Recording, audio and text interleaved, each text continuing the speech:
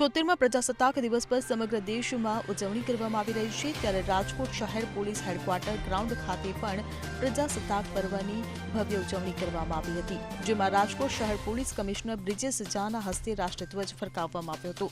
આ પ્રજાસત્તાક પર્વની ઉજવણીમાં જેસીપી, ડીસીપી, એસીપી સહિતના શહેરના પ્રતિષ્ઠિત મહાનુભાવો ઉપસ્થિત રહ્યા હતા। આ સાથે રાજકોટ શહેર પોલીસ સ્ટેશનના તમામ પીઆઈ, પીએસઆઈ સહિત પોલીસ કર્મચારીઓ અને તેમના પરિવાર હાજર રહ્યા હતા। આ પ્રજાસત્તાક પર્વ કાર્યક્રમમાં ભવ્ય અશ્વ શો તથા ડોગ શો યોજવામાં આવ્યો હતો। આ દરમિયાન રાજકોટ શહેરીજનોને પોલીસ કમિશનર બ્રિજેશ ઝા પ્રજાસત્તાક પર્વની શુભેચ્છાઓ પાઠવી હતી। આ સાથે પોલીસ કર્મીઓને સારી કામગીરી કરવા બદલ એવોર્ડથી સન્માનિત કરવામાં આવ્યા હતા। પોલીસ ખાતા માટે અશ્વદળ અને શ્વાનદળ આ બંને એક અભિન્ન અંગ છે।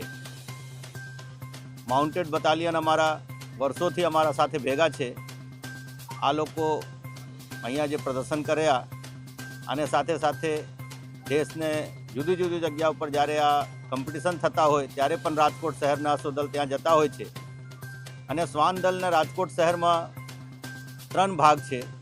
એક જે ટ્રેકર ડોગ છે અમારા પાસે, જે જ્યારે ચોરીના બનાવો બનતા હોય અથવા બીજા કોઈ બનાવ બનતા હોય અને ટ્રેક કરવા માટે, આરોપીને શોધવા માટે આપણે વાપરીએ છીએ।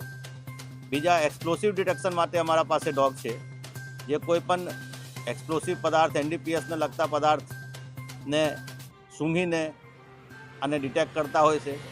અને ત્રીજા એક પ્રોહિબિશનના ડોગ પણ રાજકોટ શહેરમાં આપવામાં આવેલ છે, જે પ્રોહિબિશનને લગતી કામગીરી પણ આ ડોગ દ્વારા કરવામાં આવે છે। Bureau report CN24 news. હવે જુઓ દેશ દુનિયાની તમામ ખબરો તમારી આંગળીના ટેરવે। ઉઠાવો મોબાઈલ અને ગૂગલ પ્લે સ્ટોર પરથી ડાઉનલોડ કરો અમારી CN24 ન્યૂઝ મોબાઈલ એપ।